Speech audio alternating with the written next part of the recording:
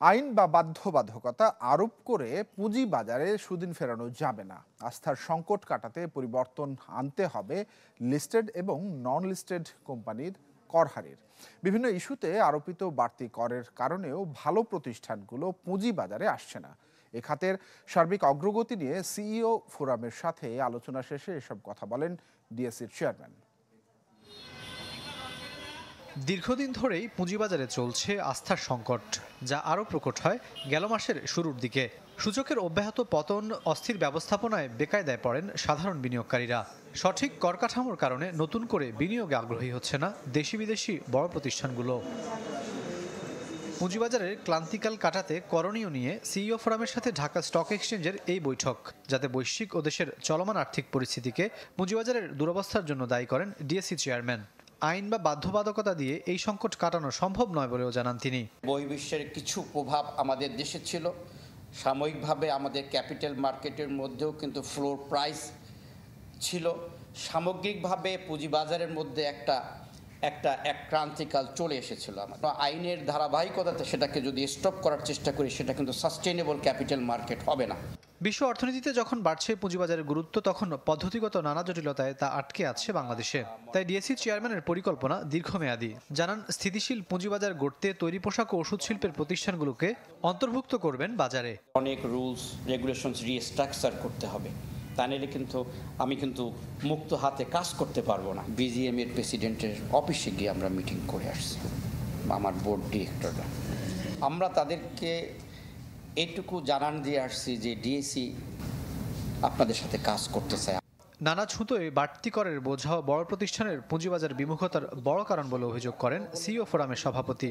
দাবি জানালেন কর কাঠামোর পরিবর্তনের। আসলে আমাদের অর্থনীতিতে যে সকল প্রতিষ্ঠানগুলো বেশি গুরুত্বপূর্ণ ভূমিকা পালন করে, তার মধ্যে অধিকাংশ কোম্পানি আমাদের পুঁজিবাজারের সাথে সম্পৃক্ত না। যে সকল জায়গাগুলোতে অবস্ট্রাগল দেখতেছি বা যে সকল জায়গাগুলোতে কাজ করলে, যেমন ট্যাক্স, অর্থনীতির সাথে মানানসই পুঁজিবাজার গড়ে তুলতে সরকারি বেসরকারি অংশীজনদের সাথে সমন্বিত পদক্ষেপের গুরুত্ব উঠে আসে দিনের সভায়। যে সকল পলিসি সাপোর্ট দরকার সেগুলো সম্পর্কে আমরা কিছু বলেছি।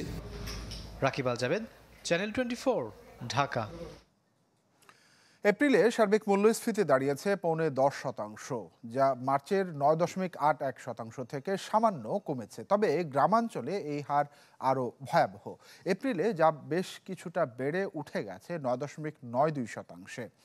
বাংলাদেশ পরিসংখ্যান ব্যুরো বিবিএস এর প্রতিবেদনে এই তথ্য জানানো হয়। তবে সার্বিক মূল্যস্ফীতি কিছুটা কমলেও বেড়েছে খাদ্যপণ্যে। মার্চে এই হার 9.87% থাকলেও এপ্রিলে উঠে গেছে 10.10%। বিপরীতে কিছুটা কমেছে খাদ্য বহির্ভূত পণ্য এবং সেবার মূল্যস্ফীতি। প্রতিবেদন অনুযায়ী গ্রামাঞ্চলে এক মাসের ব্যবধানে বেড়েছে খাদ্যপণ্যের মূল্যস্ফীতি, যা শহরাঞ্চলের চেয়ে কিছুটা বেশি। আর খাদ্যের চেয়ে খাদ্য বহির্ভূত পণ্য ও সেবার মূল্যস্ফীতিও বেড়েছে গ্রামাঞ্চলে। প্রতিনিয়তই আমিষের চাহিদা মেটানোর সক্ষমতা হারাচ্ছেন সীমিত আয়ের মানুষজন। কারণে বা অকারণে মাছ, মাংস আর ডিমের দাম বাড়ায় বিপাকে অনেকেই। আর পরিস্থিতি সামাল দিতে বাজার মনিটরিং জোরদার করছে বাণিজ্য মন্ত্রণালয়। তবে তাতেও খুব একটা লাভ হচ্ছে না।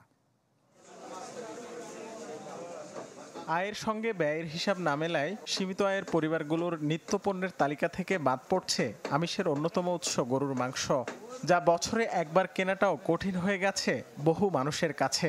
তাই দোকানে সাজানো মাংস দেখেই সন্তুষ্ট থাকতে হয় তাদের। 3 মাস পর বা 6 মাস পর এখন একটু কিনতেছে, যে মাংসের দাম আগে কম ছিল, তা মাংস 800 টাকা বিক্রি করলে তো আর আমরা কিনে খেতে পারবো না। টিসিবির হিসাবে বছর ব্যবধানে গরুর মাংসের দরে কোনো পরিবর্তন না এলেও রাজধানীর শান্তিনগর বাজারে বিক্রি হচ্ছে 800 টাকা কেজিতে। তবে বাণিজ্য মন্ত্রণালয়ের বাজার মনিটরিং টিমকে দেখে তড়িঘড়ি করে মূল্য তালিকা সংশোধন করে নেয় বিক্রেতারা। আমার সাথে ভোক্তা অধিকার অফিসার নাই, উনি ম্যাজিস্ট্রেট পাওয়ার হলো ওনার কাছে। তো ওনাদের আজকে কোনো কাজের জন্য ওনারা আসতে পারেনি, সেজন্য আজকে মূলত আমরা আজকের জন্য শুধু আজকে আমরা কোনো জরিমানা করতে পারতেছি না। যখন গরুর মাংসে হাত দেয়া যাচ্ছে না, তখন সোনালী কিংবা ব্রয়লার মুরগিতে আমিষের চাহিদা মেটানোর চেষ্টায় ব্যবসায়ী আলতাফ হোসেন। কিন্তু এখানেও অস্থিরতা। সপ্তাহ ব্যবধানে ব্রয়লার মুরগির কেজিতে বেড়েছে 20 থেকে 30 টাকা। সঙ্গে বাড়ছে ফার্মের ডিমের দামের উত্তাপ। টিসিবির হিসাবে যা বেড়েছে প্রায় 16%। মাছ মাংস তো এখন আমাদের খাওয়াই যাচ্ছে না। মানুষ সাধারণ গরিব মানে ডিম দিয়ে খাইতে পারত অন্তত পক্ষে, সেই ডিমটাও এখন খাওয়ার পক্ষে অনুপযোগী হচ্ছে। কালকে দেখছি একদম, এখন আজকে বলে আরেক দাম। বিদ্যুৎ বিল বেশি, গাড়ি ভাড়া বেশি, তারপর জায়গা চাঁদা বেশি নেয়, এই জন্যে দাম বাড়। গভর্নমেন্ট বাজার নিয়ন্ত্রণ করতে পারতেছে না বিদায় ব্যবসায়ীরা বেনিফিট নিতেছে। স্বস্তির সুবাতাস নেই মাছের বাজারেও। ক্রেতা সাধারণের অভিযোগ, বাজার চলছে ব্যবসায়ীদের ইচ্ছে মতো। ব্যবসায়ীরা খারাপ, ব্যবসায়ীরা 1 টাকার জিনিস 10 টাকা না কিনলে কিনে জানগা। মানুষের তো পয়সা থাকলে না মানুষে খাইবে, মানুষের তো পয়সা নাই, সীমিত খায়। চড়া আমদানি শুল্কের প্রভাবে ঊর্ধ্বমুখী সব ধরনের ডালের দামও। রাকিব হোসেন, চ্যানেল 24, ঢাকা। বাংলাদেশ ব্যাংকের জোর করে ব্যাংক একীভূতকরণের প্রক্রিয়া সফল হবে না বলে মন্তব্য করেছে পূবালী ব্যাংকের চেয়ারম্যান মঞ্জুরুর রহমান। দুপুরে বাংলাদেশ ব্যাংকের এক বৈঠক শেষে সাংবাদিকদের এমন মন্তব্য করেন তিনি। বলেন, সম্প্রতি নিয়ন্ত্রক সংস্থার নেয়া বহু পদক্ষেপ ভুল ছিল। এ সময় ডলারের দর এবং ঋণের সুদহার নিয়েও কথা বলেন তিনি। একীভূতকরণ জ্বরে ভুগছে দেশের ব্যাংক খাত। এতে আতঙ্কিত ব্যাংক কর্মকর্তা, কর্মচারী সহ গ্রাহকরাও। এর মধ্যে কোনো ব্যাংক থেকে আমানত তুলে নিতে শুরু করেছেন অনেকে। ফলে একরকম অস্থিরতার মধ্যে দিয়ে যাচ্ছে পুরো ব্যবস্থা। এমন অবস্থায় দেশের বাণিজ্যিক ব্যাংকগুলোর চেয়ারম্যানদের ডাকে বাংলাদেশ ব্যাংক। দুপুর 2টায় শুরু হয়ে বৈঠক চলে ঘণ্টাখানেক। সভা শেষে সাংবাদিকদের সাথে কথা বলেন একাধিক ব্যাংকের চেয়ারম্যান। সাংবাদিকদের এক প্রশ্নের জবাবে পূবালী ব্যাংকের চেয়ারম্যান বলেন, বাংলাদেশ ব্যাংকের জোর করে একীভূতকরণ প্রক্রিয়া সফল হবে না। ক্লিয়ার না কি ফর্মুলাতে হবে। ওয়ার্ল্ড ব্যাংক বলছে ইন্টারন্যাশনাল তো স্ট্যান্ডার্ড ফর্মুলা বেসিস আছে, সেসব ফলো করে যদি জোর করে মার্জ যাওয়া সম্ভব। ঋণের সুদহার বাজারের ওপর ছেড়ে দেওয়া প্রসঙ্গে এই চেয়ারম্যান বলেন, কেন্দ্রীয় ব্যাংকের সিদ্ধান্তগুলো ভুল ছিল, তাই সিদ্ধান্ত থেকে সরে এসেছে তারা, যা ইতিবাচক বলছেন তিনি। অন্যদিকে ডলারের দর নিয়েও ব্যাখ্যা দেন তিনি। দেখছি এই গভর্নমেন্ট, এই সরকার বা এই বাংলাদেশ ব্যাংক চেঞ্জেস, প্রয়োজনে চেঞ্জ আনছে। তার মানে স্যার, এর আগে সিদ্ধান্তগুলো ফেল করেছে? আগের সঙ্গে ফেল করেছে, অবশ্যই ফেল না করলে চেঞ্জ আনবে না। চেয়ারম্যানরা জানান, ব্যাংকারদের জন্য বিশেষায়িত হাসপাতাল প্রতিষ্ঠার নির্দেশ দিয়েছে কেন্দ্রীয় ব্যাংক। স্বাস্থ্যসেবার জন্য একটা বড় বৃহৎ। মাসুম মিয়া, চ্যানেল 24, ঢাকা। আপনারা দেখছেন ফার্স্ট সিকিউরিটি ইসলামী ব্যাংক পিএলসি বিজনেস 24। নিচ্ছে একটা বিরতি, ফিরছে একটু পর, সঙ্গেই থাকুন। বিরতির পর স্বাগত আরও একবার। আপনারা দেখছেন ফার্স্ট সিকিউরিটি ইসলামী ব্যাংক পিএলসি বিজনেস 24। আসছে বাজেট থেকেই বাতিল হচ্ছে এমপিদের জন্য শুল্কমুক্ত সুবিধাতে গাড়ি আমদানির সুযোগটি। আন্তর্জাতিক মুদ্রা তহবিল IMF এর সংস্কারের নির্দেশনা অনুযায়ী এমন সিদ্ধান্ত। জাতীয় রাজস্ব বোর্ড NBR এর দেয়া এই প্রস্তাবে সায় দিয়েছেন অর্থমন্ত্রী। চূড়ান্ত অনুমোদনের জন্য তোলা হবে মঙ্গলবার প্রধানমন্ত্রীর সঙ্গে বৈঠকে। বর্তমানে এমপিরা সর্বোচ্চ 4500 সিসির ইঞ্জিন ক্ষমতা সম্পন্ন গাড়ি শুল্কমুক্ত সুবিধাতে আমদানি করতে পারেন। এ ধরনের গাড়িতে সর্বোচ্চ 826% শুল্ক রয়েছে।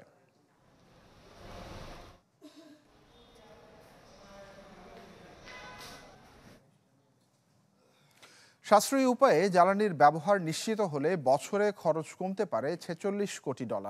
IEEF এর এক গবেষণা প্রতিবেদনে এ তথ্য জানানো হয়েছে। এতে বলা হয়, গ্যাসের উপর নির্ভরশীলতা বাড়ায় আমদানি ব্যয় বাড়ছে, তাই গ্যাসের চাহিদা নিয়ন্ত্রণে জ্বালানি দক্ষতার উপর নিতে হবে পদক্ষেপ। দেশে গ্যাসের চাহিদা মেটাতে 2018 সাল থেকে LNG আমদানিতে নজর দেয় সরকার। সে সময় আন্তর্জাতিক বাজার ও চুক্তির শর্ত বাংলাদেশের অনুকূলে থাকলেও হিসেব পাল্টে যায় করোনা ও রাশিয়া ইউক্রেন যুদ্ধের সময়। মাত্র $5 প্রতি ইউনিট LNGর দর উঠে যায় $60। ফলে আমদানি ব্যয় মেটাতে চাপে পড়ে পুরো অর্থনীতি।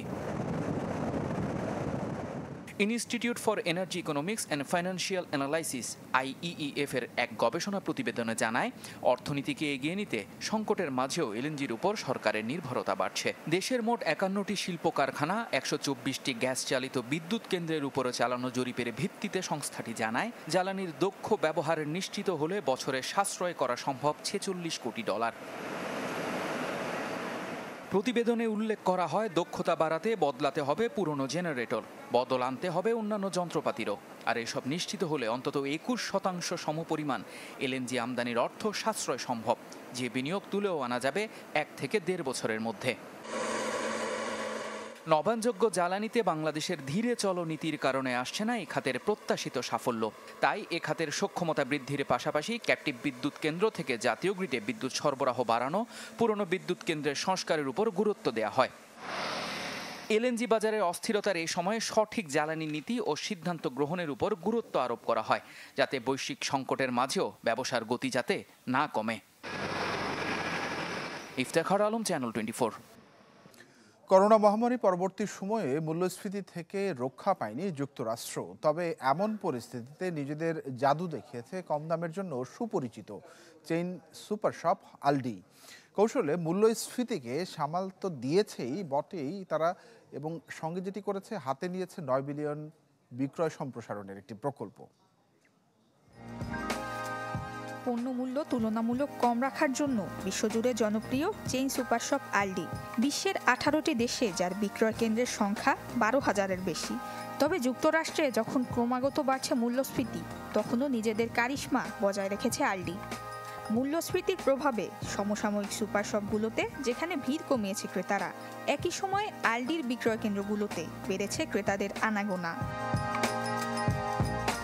বাজার গবেষণা প্রতিষ্ঠান কাস্টমার গ্রোথ পার্টনার্সের তথ্য অনুযায়ী চলতি বছরের প্রথম 3 মাসে ওয়ালমার্টের তুলনায় আলডির অন্তত 50টি পণ্যের দাম গড়ে 6% কম ছিল। হিমায়িত খাদ্যপণ্যের দাম ছিল 15% কম। অথচ অন্যান্য সুপার শপে 30,000-এর কাছাকাছি পণ্য পাওয়া যায়, আলডিতে পাওয়া যায় 2,000-এর মতো।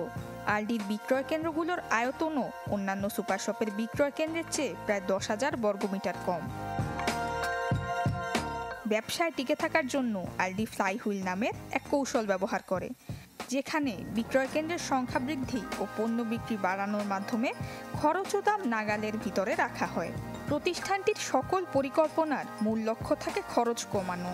পণ্যের মোড়কীকরণ থেকে মজুত সবখানেই এমনভাবে পদক্ষেপ নেওয়া হয় যাতে অযথা বাড়তি খরচ না হয়। ভাড়া, বিদ্যুৎ বিল বাঁচানো এবং জনবল কম ব্যবহারের উদ্দেশ্যে ছোট বিক্রয় কেন্দ্র ব্যবহার করে প্রতিষ্ঠানটি। আলডির 90% পণ্য প্রতিষ্ঠানটি নিজে উৎপাদন করে বিক্রি করে, ফলে বিখ্যাত ব্র্যান্ডের পণ্যের তুলনায় দাম কম রাখতে পারে। এমনকি পণ্য পরিবহন খরচ কমাতে গত বছর নিজস্ব পরিবহন ব্যবস্থা ব্যবহার করেছে প্রতিষ্ঠানটি, ফলে এই খাতে খরচ কমেছে প্রায় $60 বিলিয়ন। পণ্যের সার্বিক খরচ বৃদ্ধি পায় বলে বাতিল করেছে ডিজিটাল প্রাইস ট্যাগ। সম্প্রতি নতুন করে 100-এর বেশি পণ্যে ছাড় দেবার ঘোষণা দিয়েছে প্রতিষ্ঠানটি।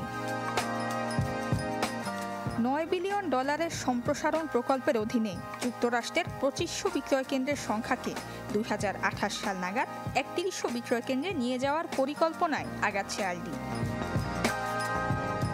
নুসরাত মৌমি, চ্যানেল 24। দর্শক, এই ছিল first securities live bank PLC business 24-এর এখনকার আয়োজন। সঙ্গে থাকা আপনাদের সবাইকে অনেক